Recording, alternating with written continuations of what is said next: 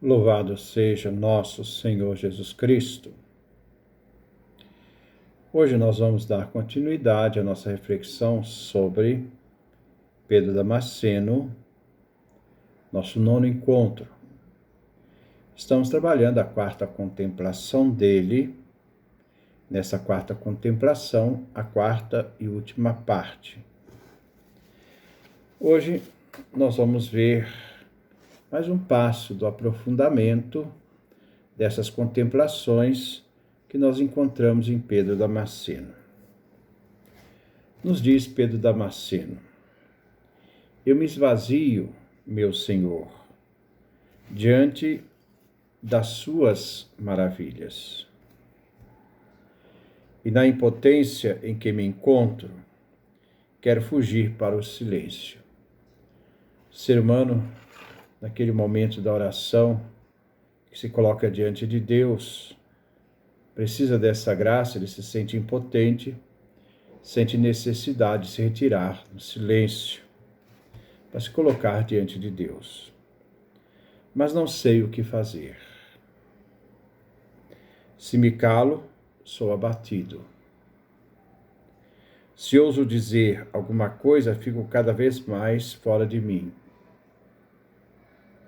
Não sou digno de considerar os céus e a terra. Sou, sim, digno de todo castigo, a consciência do erro, a consciência do pecado. Não apenas por meus pecados cometidos, mas ainda pelos benesses, benefícios que recebi, miserável em minha ingratidão. Muitas vezes os benefícios de Deus mostram esse amor divino para conosco, embora nós percebamos que é muito mais bondade de Deus, porque muitas vezes eu não correspondo a esse amor que Ele tem por mim, a minha ingratidão, a tudo aquilo que Ele já me deu e me dá. Pois você acumulou minha alma de todos os bens, é a graça divina. Senhor infinitamente bom, eternamente bom, sem fim. Eu aprendi uma parte de suas obras. E minha inteligência está fora de si. Eu não valho nada. A consciência do seu nada diante de Deus. Tudo que faço é olhar para o que é seu, Mestre. Toda essa centralidade da nossa vida em Jesus. Todo aprendizado em Jesus. Que não só nos dá a graça, mas também é o mestre da nossa vida espiritual. Não é meu o conhecimento, não é minha a obra, só existe a sua graça. É por isso que levo a mão à boca, como fez Jó. Diante de tudo aquilo que nós experienciamos em Deus, só nos resta fechar a boca, ficar em silêncio. E na dificuldade em que me encontro, infeliz, eu me refugio aos pés dos seus santos. Então agora ele vai iniciar uma série de súplica aos santos, também para que o ajude, sejam solidários aos seus momentos de vida, nesse aprendizado da vida em Deus. A primeira refúgio que ele busca é em Maria Santíssima. Ele fala de Maria, boa soberana do mundo.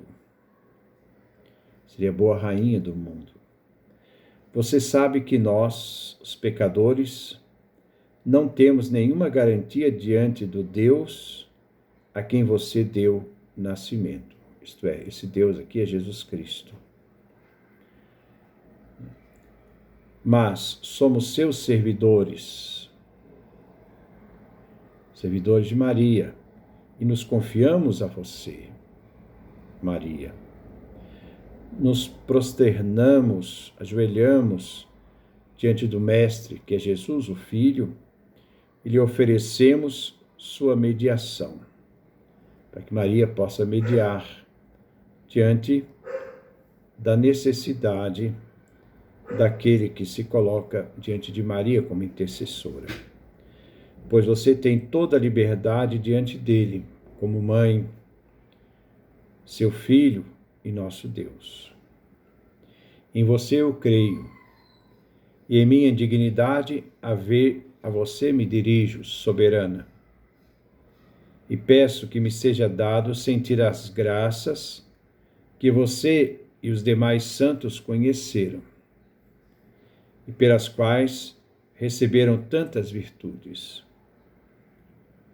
Só o fato de que você tenha dado à luz o Filho de Deus atesta ser você mais elevada do que todos os seres. Aquele que conhece todas as coisas antes que aconteçam. O Criador do Universo. Em você encontrou um cálice digno de sua moradia. Bonito isso, né? Maria, esse cálice que recebe o Cristo inteiro que se doa a nós, o seu sangue. E ninguém pode interrogá-la sobre seus mistérios que ultrapassam a natureza, o intelecto e a razão. Diante desse grande mistério de Deus, não só na eleição de Maria, mas em gerar nela o Filho eterno, salvos pela sua intercessão. Nós a confessamos Mãe de Deus, Virgem pura, e exaltamos juntamente com o coro dos anjos. Pois é impossível aos homens ver a Deus, a quem sequer as ordens dos anjos ousam contemplar. Mas por seu intermédio, isto é, de Maria, toda pura, o Verbo encarnado se revelou aos mortais. Se fez homem, se fez presente na história da humanidade, de forma humana. Nós a exaltamos junto com as potências celestes, os anjos, e a chamamos bem-aventurada, santa. Como poderemos chamá-la, ó cheia de graça? Chamaremos Maria de céu? Mãe de Deus? É você a vinha verdadeira que trouxe o fruto da vida, isto é, Jesus Cristo. Nós o suplicamos, gloriosa soberana, Rainha, interceda juntamente com os apóstolos e todos os santos, para que ele, isto é, Jesus, tenha piedade de nossas almas, que a confessam na ortodoxia Mãe de Deus, aqueles que aceitam Maria como Mãe de Deus, e a chamam sempre bem-aventurada, sempre santa, soberana, como você mesmo profetizou. Aqui faz uma referência a Lucas, capítulo 1, versículo 48. Por todas as gerações a chamamos bem-aventurada, única Mãe de Deus, mais venerável que os querubins, mais gloriosa que os serafins. Eu sou incapaz de compreender os seus mistérios. A partir daqui, ele começa a pedir a intercessão de São João Batista. Mas eu proclamarei também minha admiração diante dos outros santos. Como viveu você no deserto, Batista, o precursor do Senhor. Como chamaremos? Profeta, anjo, apóstolo ou mártir? Anjo, está falando os títulos que se pode aplicar a João Batista. Anjo, porque viveu como um incorpóreo, viveu plenamente entregue a Deus, como se ele não tivesse corpo, totalmente entregue, uma vida espiritual total. Apóstolo, pois apanhou as nações em sua rede. Mártir, porque por Cristo teve a cabeça cortada. Suplica-lhe que salve nossas almas. Pois disse Salomão: A memória dos justos seja bendita. Provérbios, capítulo 10, versículo 7. Mas a você, precursor, basta o testemunho do Senhor. Logo agora ele passa para os apóstolos e depois para os santos, pedindo a intercessão diante da realidade dele ser pecador, necessitado dessa graça, para que em Jesus ele tenha a misericórdia, como diz Santa Brígida, para que em Jesus nós sejamos escondidos nas chagas, para não sermos julgados pelo Senhor, mas atendidos em sua misericórdia. Santos apóstolos e discípulos do Salvador. Então, se invoca agora os apóstolos e discípulos que viram os mistérios que pregaram, aquele que não se pode ver e que não teve começo, aquele que era eterno, que não teve início, eterno, que não era, se podia ver, que se tornou visível na pessoa de Cristo. Vocês disseram, no princípio era o Verbo, referindo a João, Evangelho de João, capítulo 1, versículo 1. Vocês que não nasceram antes dos anjos, que os anjos antecedem os apóstolos e discípulos, nada tinham a aprender dos homens, mas da sabedoria do alto. Foram ensinados pelo próprio Cristo. Então a vocês pedimos, a vocês que têm esta liberdade, intercedam por nossas almas. É admirável o seu amor por Deus, como dizem os antigos tropários. Senhor, os apóstolos nada desejavam sobre a terra senão você, para merecê-lo e apenas a você. Eles consideraram tudo o mais como inútil, porque a partir do momento que eles fizeram aquela experiência da ressurreição, tudo se tornou relativo, desde que se ganhasse a Deus e somente por ele vivesse. Por você, eles entregaram seus corpos à violência. Glorificados, através do martírio, eles intercedem por nossas almas. Como nós, vocês foram homens em sua carne de argila, seres humanos. Como é possível que tenham mostrado tantas virtudes ao ponto de sofrer a morte nas mãos daqueles que o mataram? Como, sendo tão poucos, conquistaram o mundo inteiro? Como, sendo simples e iletrados, venceram os reis e os poderosos? A experiência daqueles discípulos e apóstolos de Cristo, que saíram em missão, tendo em si não dinheiro, não no bolso, na sacola, nem duas túnicas, mas tendo somente o Cristo como sua única riqueza, e ser capaz de fazer com que esse Cristo vivo fosse acreditado por aqueles que um dia não viram nem conheceram Cristo de forma humana. Com 100 armas, os discípulos não tinham armas, nus e pobres, na fraqueza da sua carne, na realidade efêmera da vida humana, dominaram demônios invisíveis, as forças do mal que queriam derrubá-los. Que força era esta, ou que fé era esta, por meio da qual receberam o poder do Espírito Santo?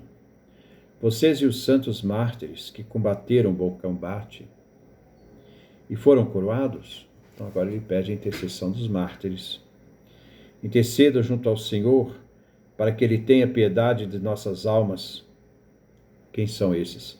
Apóstolos, mártires, profetas, hierarcas, santos monges. Que não se admira de ver santos mártires, o bom combate que vocês conduziram, morreram por amor a Cristo e não renunciaram a Cristo. Em nenhum momento pensaram em renunciar a Cristo. Cristo era o seu todo, o seu tudo. Não se podia renunciar àquele que deu tanto bem e foi capaz de nos dar uma eternidade. Por isso nós não podemos perder a eternidade por qualquer coisa. qualquer realidade que não dá a vida. Como estando em um corpo, vencer o inimigo incorpóreo. Vocês confessam a fé em Cristo. A cruz foi sua armadura. E vocês expulsaram os demônios e combateram os bárbaros. Orem sem cessar, para que sejam salvas nossas almas, a intercessão dos mártires, que deram sua vida por Cristo. Como os 3 adolescentes que se foram antes de vocês, fazendo aquela referência daqueles adolescentes do livro de Davi. Vocês tampouco sofreram martírio na esperança de uma recompensa, mas por amor a Deus, conforme foi dito, mesmo que Ele não nos liberte, não renegaremos por não nos haver salvado. Passarão pelo martírio, mantendo a fé em Deus. Daniel capítulo 3, versículo 18. 3 santos adolescentes. Sua humildade extrema é admirável. Em meio às chamas, tudo o que diziam era não saber como dar graças. Saber ter essa sabedoria nos momentos difíceis, não de reclamar, lamentar, mas de sempre agradecer. Os momentos mais difíceis, como também esses jovens do livro de Daniel, os momentos mais difíceis, às vezes até terríveis, saber agradecer. Já não há neste tempo nem príncipe, nem profeta, nem guia. Suas almas estavam quebrantadas e seus espíritos humilhados. Eu admiro o poder de Deus que veio sobre vocês e sobre o profeta Elias, como disse João Damasceno. Da chama você fez brotar o orvalho sobre seus santos. Da chama, que muitas vezes eles morriam na fogueira, e essa chama que as pessoas deram para destruir a vida dessas pessoas, para eles se tornaram orvalhos, eles foram preservados. Deus não deixou que eles fossem destruídos totalmente. Inflamou na água o sacrifício do justo. Ó Cristo, que fez tudo isso por sua simples vontade. Mas, que devo eu considerar, nos diz São Pedro Damasceno, a obra do Santo Evangelho ou os atos dos santos apóstolos? Os combates dos santos mártires ou as lutas dos santos padres? Agora recupera os santos padres. As ações dos antigos santos, homens e mulheres, ou as dos de agora? As vidas e as sentenças de todos, ou sua interpretação e seu discernimento, os ditos dos padres, que sustentam a vida das pessoas a manter firme na fé no caminho de Jesus. Eu não sei, a tal ponto tudo me ultrapassa. Mas eu lhe peço, Senhor, que ama o homem. Não permita que eu seja condenado por causa da maneira indigna e grata com que eu considero tantos mistérios que você revelou aos seus santos, e por intermédio deles, santos, a mim, pecador, seu servidor indigno, sempre tendo consciência da miséria humana daquele que caiu, daquele que vive ainda. Porque enquanto vivemos ainda somos tentados. Depois de uma morte santa, mantendo a nossa fidelidade, aí sim nós podemos reler a nossa vida.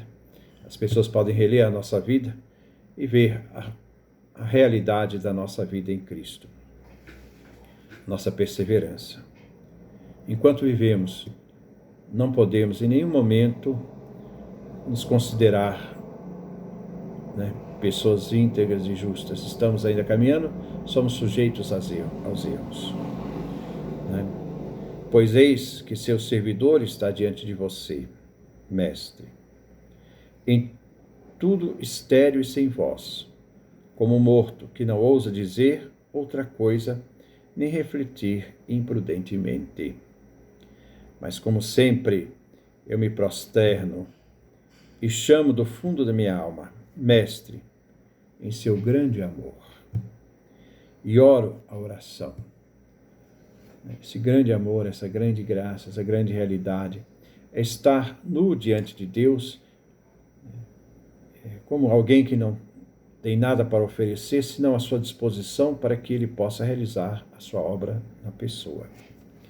É preciso acrescentar as demais preces e salmos, aproveitar da Sagrada Escritura, vigiar por guardar a alma e o corpo nos seus devidos caminhos, a fim de acessar a experiência dos pensamentos divinos.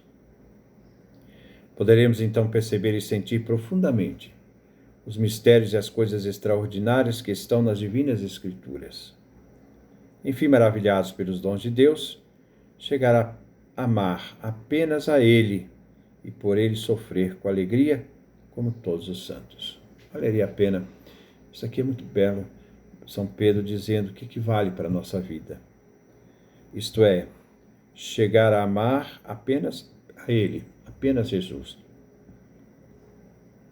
Chegar a amar apenas a Jesus e por Ele sofrer com alegria.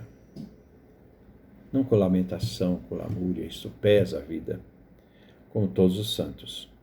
Pois as divinas Escrituras são uma fonte de maravilhas e encantamento, disse o divino Salomão. Dentre outras maravilhas, eu admiro o poder de Deus relativo ao maná. Agora ele vai falar da Eucaristia, a importância dessa Eucaristia. Pois em sua forma o maná não podia ser guardado para o dia seguinte. Ele se dissolvia e se enchia de vermes. Para que não cuidássemos do dia seguinte em nossa falta de fé. O ser humano quer ter sempre uma garantia, então sempre preserva o dia de amanhã. O maná era uma realidade de confiar plenamente em Deus em cada momento e cada instante. E só confiar nele. Confiar na providência. Mas se conservava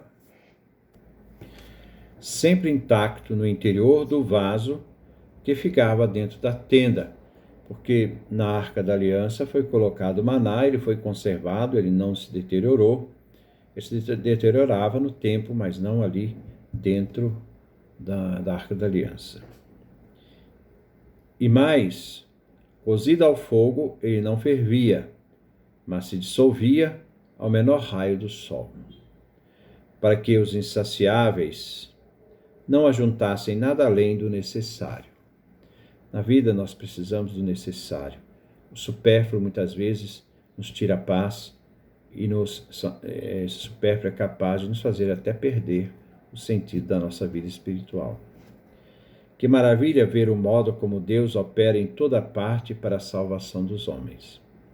Como disse o Senhor ao falar da providência divina, meu Pai continua trabalhando até agora e eu também trabalho. Aquele que se dedica a esta obra, consagrando-se a Deus, recebe então, por meio dos sentidos, o ensinamento das divinas Escrituras. E por meio do intelecto, o ensinamento da providência de Deus. E então começa a ver as coisas em sua natureza, como diz Gregório Nazianzo e João Damasceno. Ele não é mais absolvido pelo encanto exterior das coisas deste mundo, ou seja, pela beleza, a riqueza, a glória passageira. Ele não é mais seduzido pelas sombras que elas projetam. Que ele não é mais seduzido pelas sombras que elas projetam, como os que ainda são passionais. Essa Eucaristia diária, onde eu não posso guardar e acumular este maná que o Cristo nos dá, essa realidade de viver simplesmente da graça, do necessário e evitar todo o supérfluo. São realidades que nos sustentam na nossa vida. Então, nós terminamos aqui a nossa quinta contemplação. Nós vamos trabalhar agora no próximo encontro o quinto conhecimento, que é pequenininho, depois o sexto conhecimento, a sexta contemplação. E assim dando continuidade a essa reflexão de São Pedro Damasceno. Que Que Deus nos dê a sua graça, a sua bênção, a sua face resplandeça sobre nós.